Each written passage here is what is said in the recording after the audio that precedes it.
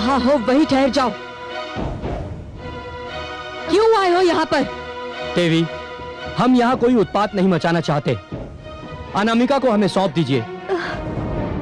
हम शांतिपूर्वक यहाँ से लौट जाएंगे। अनामिका का नाम अपने अपवित्र अधरों पर लाने का साहस भी कैसे किया तुमने? जानते हो अनामिका कौन है? पुत्रवधू है वो मेरी। एक माता से ये कहते हुए तुम्हें लज्जा ना आई कि अपनी पुत्री को तुम जैसे नीच और व्यभिचारियों को सौंप दे? चले जाओ यहाँ से, चले जाओ। हम आपको विश्वास दिलाते हैं कि हम अनामिका देवी को कोई कष्ट नहीं पहुंचाएंगे। हम तो केवल उनको यहाँ से। बस कहा ना, चले जाओ यहाँ से। आप हमें बल प्रयोग पर विवश कर रही हैं देवी।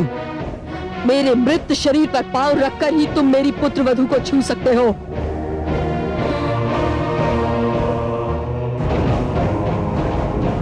शत्राणी हूं मैं, अस्त्र और शस्त्र के प्रयोग से अनजान नहीं। ठहरो, पीछे पीछे ठहरो, पीछे पीछे पीछे।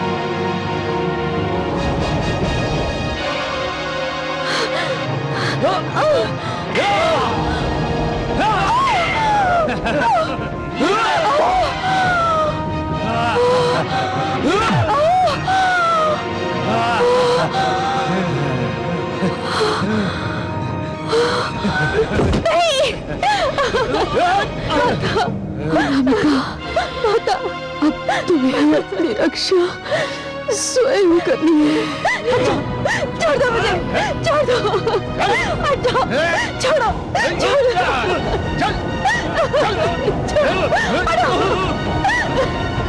हटाओ, मेरे पास मत आना, हटाओ, मेरे पास आने की कोशिश मत करना।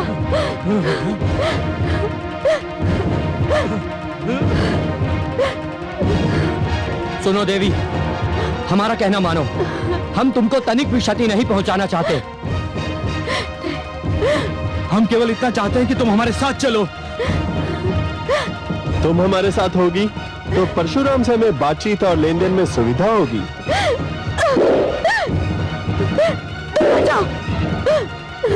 तुम साथ होगी तो परशुराम हमें कोई भी क्षति पहुंचाने से पहले 100 बार सोचने पर विवश हो जाएगा। तुम्हें साथ ले जाने का हमारा कोई दूसरा अभिप्राय नहीं है। नहीं, मैंने उनकी शक्ति बनने के लिए जन्म लिया है दुष्टों, उनकी दुर्बलता बनने के लिए नहीं। यदि मेरे कारण उनके अभियान की गति क्षीण हो, उनको निश्चय दुर्बल पड़े या उनकी शक्ति में कमी आए, तो मैं ऐसा कदापि होने नहीं दूंगी, कदापि होने नहीं दूंगी। यदि तुम मेरे जीवन को राम का रोष मिटाने के लिए प्रयोग करना चाहते हो, तो मेरा ये जीवन राम पर बलिदान।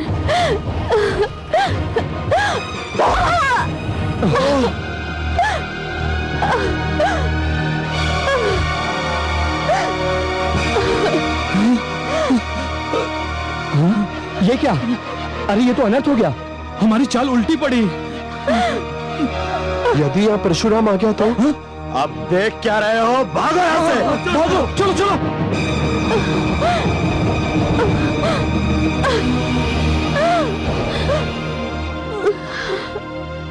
अनामिका, अनामिका, ये तुमने क्या किया पुत्री?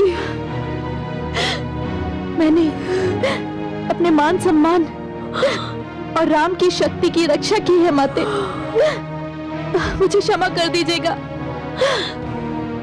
क्षमा कर दूं? तुमने ऐसा क्या किया है पुत्री? मैंने आपसे झूठ कहा था। कैसा झूठ? यही कि मैंने आपके पुत्र से विवाह कर लिया। मैं सदैव उनसे प्रेम करती रही, किंतु विवाह न कर सकी।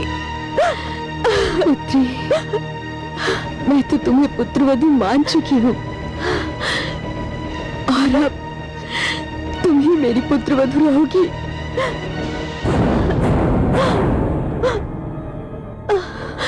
अनामिका, अनामिका, अनामिका, ये माता, माता ये क्या हो गया अनामिका को? माता, दुष्ट सहस्त्रार्जुन के चारों पुत्र अनामिका को बलपूर्वक ले जाने आए थे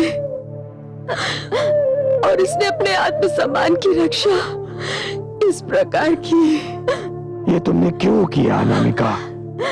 अनामिका, तुमने ये क्यों किया? तुम आ गए राम, मैं तुम्हें देखे बिना मरना नहीं चाहती थी। अनामिका, मैंने तुमसे कहा था ना, कुछ नेत्र बड़े ही ढीठ होते हैं, प्रतीक्षा ही करते रहते हैं, चाहे पथरा ही क्यों ना जाए। मेरा सौभाग्य है कि तुम मेरे नेत्रों के पथराने से पहले ही आ गए।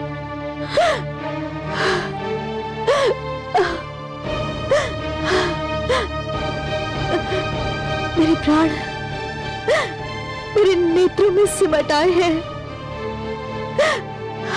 तुम्हें देख लिया, अब मैं शांति से उस जीवन को त्याग सकती हूँ जिसके रहते तुम्हें पाना असंभव था। नहीं अनामिका, अनामिका, मैं तुमसे प्रेम करती हूँ राम, मैं तुमसे प्रेम करती हूँ राम। अनामिका, अनामिका, अनामिका, अनामिका,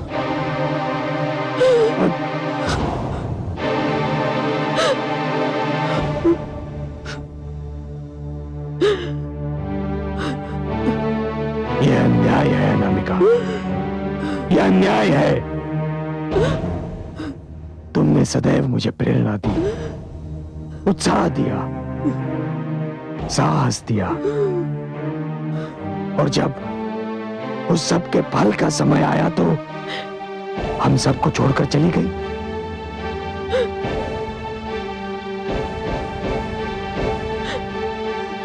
अनामिका, तुम सदैव मेरे संग रहोगी, मेरे मन में क्रांति की अग्नि बनकर, मेरे नेत्रों में प्रतिशोध की ज्वाला बनकर और मेरे रोम रोम में युद्ध की ललकार बनकर सहस्रार्जुन। मूर्खो,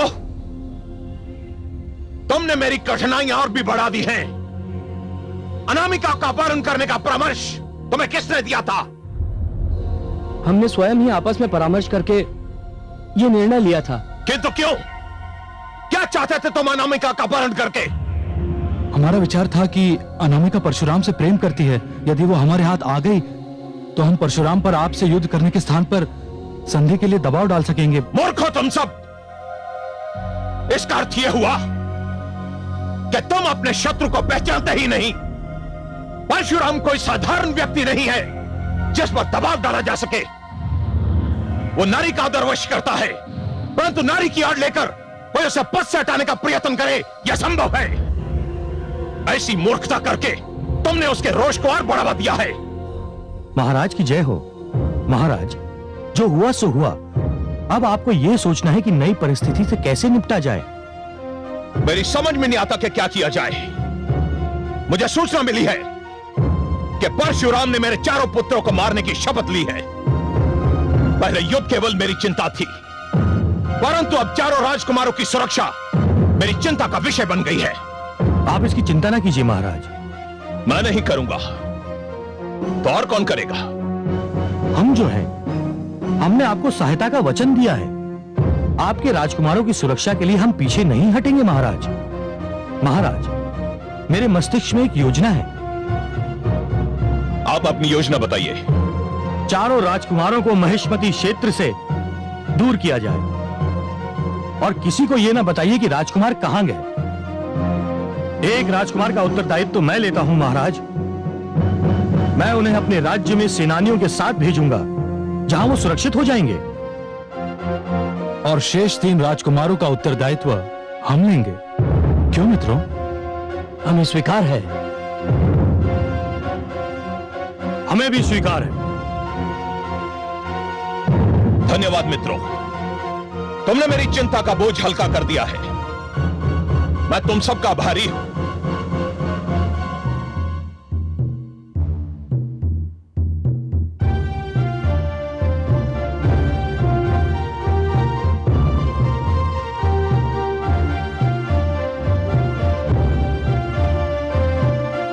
चलो सारथी।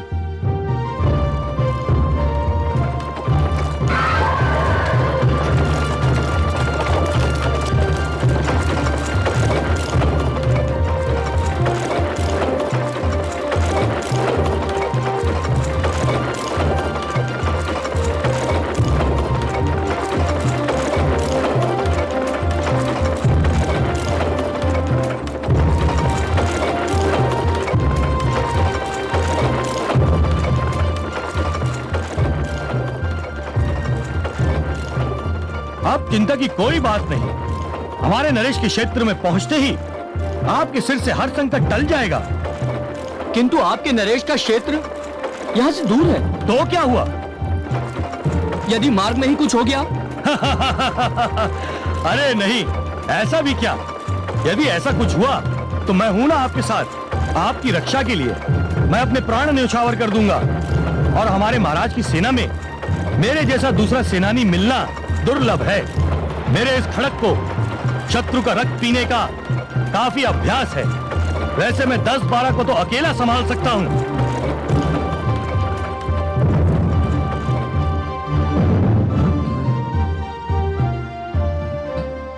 रथ क्यों रोक दिया सारथी?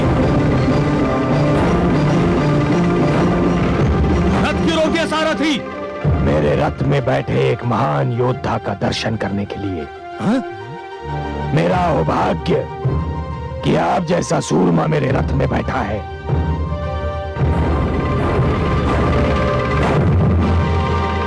परशुराम?